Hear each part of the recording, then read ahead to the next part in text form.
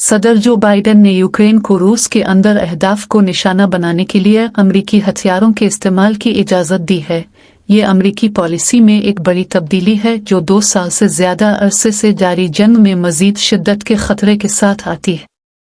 Biden इंतजामिया ने रूस के अंदर अहदाफ को अमरीकी फराहम करदा हथियारों तक महदूद रखा था। खदशा ये था कि रूसी सदर व्लादिमीर पुतिन इसके बाद जंग को यूक्रेन के पड़ोसियों तक फैलाने की कोशिश करेंगे।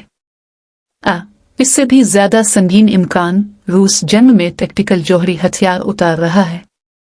लेकिन यूक्रेन के दूसरे सबसे बड़े शहर खार्किव के करीब हालिया हफ्तों में रूसी मैदान जंग में कामयाबियों से ऐसा लगता है कि इंतजामिया का अंदाज बदल गया है।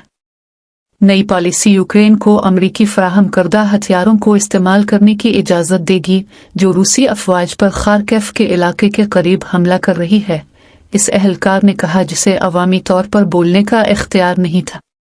एहलकार ने कहा कि रूस के अंदर तवील फासले तक मार करने वाले मिसाइलों के इस्तेमाल को महदूद करने की पॉलिसी बदस्तूर नाफिज अल अमल है।